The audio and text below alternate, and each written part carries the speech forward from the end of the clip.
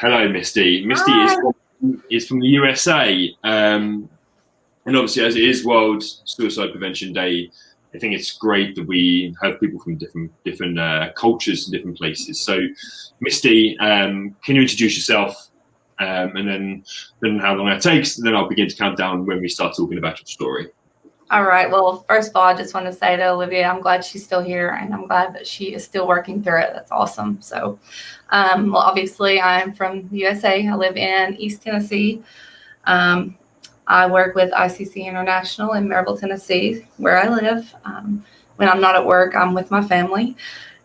So, I also struggle with PTSD and severe anxiety and depression as well. But my main story and reason for coming on today is about my brother's suicide. So it's a difficult topic, but it's something that I think is needs to be heard, needs to be out there. It definitely, if it can help anyone at all that is struggling, then it's something that I want to do. But his story, he was 34 years old. It was 2009 on December 1st. And he took his own life. He was in the bedroom with his wife nearby when he did. And his children were nearby as well. So that makes it a little harder situation. Um, so I think that the big thing about that is that our family was a family who never thought that would happen. Um, he was basically the rock of our family, you could say. So he kept everybody kind of level headed. Everybody went to him for advice. Um, so with this occurring, I don't think anyone knew how to process anything because, the person we all looked to for our advice was no longer there. And it happened at the time we thought without any warning. We were not educated on that. And I will get into that in a moment. But to us, it did happen without any warning whatsoever in the moment. But he did leave behind, like I said, a wife and 4 boys, my nephews, and trying to make sense of it at the time without the proper mental education and mental health education was almost impossible. We stayed in a fog, I feel like, for months, to be honest. And when, I guess, finally, when we were able to get through, I don't even know if get through is the right words to use, but get to a point to where it wasn't so foggy and everyone did, try to sit down and just, talk about it a little more. I feel like with him, he suppressed a lot more than we even realized. But at the same time, like I said, you just never expect it to happen in your family ever. And mental health here in the U.S., I think after COVID has gotten a little better, but it's still nowhere where it should be. At that time, it was 2009, and I feel like it was almost, if you ask for it, you're weak, type of mentality, which is sad, but it's true. And so looking back at that, afterwards, looking back at it, I feel like we started to see that there were actually signs and there were actually stuff that we missed. To say that it's never your fault if you've lost someone. Let me make that very clear. It's not your fault. We just all, I feel like, we all battle stuff daily, especially if you deal with mental health in any form. So I don't want anyone to think if you've lost someone to it that it is your fault. But I do want to make an awareness of watch for little stuff that we missed. Hearing her talk is a lot heavier than I thought it would be for me because she got to go and get that second chance and get the help. So, and I'm so thankful.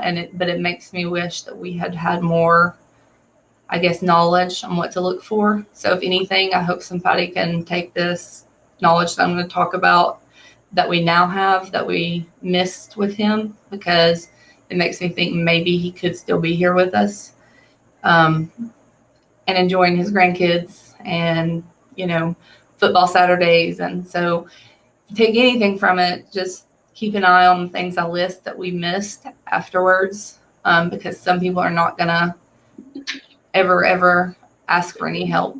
And it's stuff that, had we known at the time, we could have asked him, hey, listen, we know something's not okay, like, let's talk. What can we do?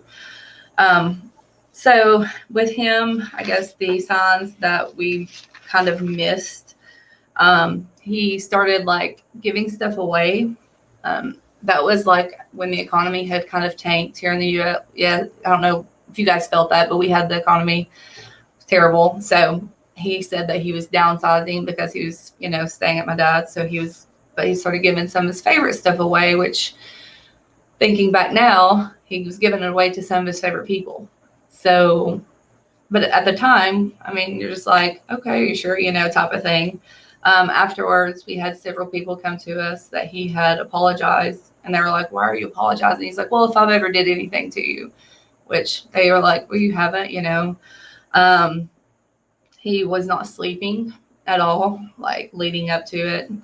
And there was also a lot of fear that he apparently was feeling, that I guess his wife more so knew and heard about, fear of what would happen to them if someone were to break in, kind of just, not his personality, I guess, like it was kind of just off. And again, this was all like found out afterwards. I think that the biggest takeaway though with him was before he did that on a Tuesday morning was Thanksgiving. And I remember him being super standoffish, and he was never super standoffish. So, and I did ask him, I was like, are you okay? And he said, I don't feel good, but I didn't push, I just let him be sick, because if he didn't feel good, I didn't want to push. And, but he wasn't okay. And I think a lot of times that's resonates within me, is that had I been more educated on mental health, I would have pushed, and I would have made sure that he was truly okay. You can't go back. There's no going back. I mean, there's no fixing it. And I think that's the hardest part with suicide, whenever that person does that, the people left behind are the one who continue with the pain. And that pain goes on for generations. So it's never ending. He has grandkids now, or would have grandkids. And, one day my nephews are going to have to explain to them what happened. So it's never going to end. It's always going to be there. It's always going to be within our family. And I think that makes it even more hard, because you can't heal from that. And if you're thinking about it as someone who was left by someone she loved, like, I mean, he was not just my brother, he was my best friend. So we were with him all the time. I can tell you that people care about you. And if you don't feel like your family does, just like she said that earlier, people, strangers care. We care. I promise. You can contact me. I care. Like, I will talk to anyone about it. It's something that's so passionate to me. I cannot know anyone, and if it, occurs, I hurt for them. And I'll still go back to our day, because that day is a day I'll never forget. And it's just so triggering. And I think that it's important that anyone considering it realizes that people do love you, and it's going to affect a lot more than you realize. And I mean, even me, I've struggled with it sometimes. You just struggle with it. I think that therapy is great, and I do therapy every month. But it took me a long time. So I think that my advice to anyone who has lost someone or is going through it is, don't wait. Because I think I waited a little too long to get help after that occurred. And I mean, everybody, I guess, has to heal differently. But I think if I had started my therapy earlier, I would be doing this kind of stuff a lot sooner, and I would be able to help more people. But we are where we are right now. But I'm just saying, anyone who's struggling or has lost someone, just try to seek help from someone, and try to know that there are people out there who care a lot more than you think. And the thoughts can come. We all battle demons sometimes, but it's the getting through it. It's knowing that you can get through what's going on, right now. If you choose the other option, you're done. I think that's just like so important to understand. There's no fixing anything. It's just over. So I feel like for me, and it being almost December 1st will be 12 years, and I still struggle. My whole family still struggles. It's not just me. My whole family still struggles. So I want people to understand that this is like losing someone or thinking about it. If you're thinking about it, there's not a timeline on the healing, even for someone thinking about it, but there is a way to heal from your thoughts, and there is a way to learn to, I guess, I want to say cope, but I don't know if that's the right word, but there is other outlets. I'm hoping in the United States that we get to a point to where it's not frowned upon, or people don't judge you for needing help or wanting help, or look at you as being weak. You're not weak. To be honest, people who are still here that do struggle with suicide, or that have lost someone to suicide, were actually some of the most relentless people anywhere. Yeah, so know you have strength.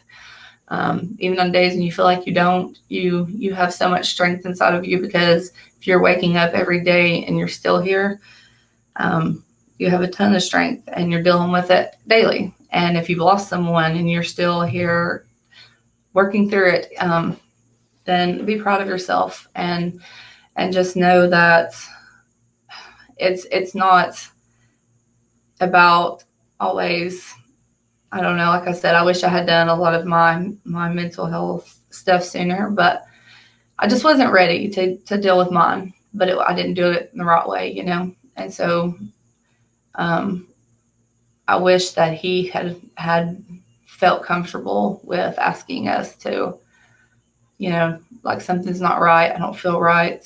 And I wish that we had known the stuff I listed earlier, just about like giving the stuff away, apologizing, him staying up, insomnia. Like, when I say staying up, I'm saying like he hadn't slept in like 5 days. I mean, so I wish like all that had been something we knew were signs.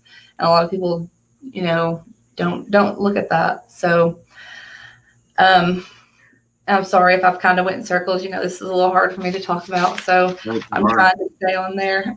But yeah, I mean, as you said, obviously, for people who don't know, this is the first time you've done this and spoken out about this, so you can tell it's very raw, and it's something which is obviously really close to your heart. However many years on? This is 9 years, I think you said. 9 years on. It was in 2009, so it'll be 12 years December 1st. 12 years on as well. Yeah. So you can see how much this means to you still. So thank you first off for sharing your story. There's a few things I've written down, just kind of as notes. Obviously, I know your story because we spoke beforehand, and obviously the kind of things I kind of questioned, or the questions I can ask you, you've kind of covered.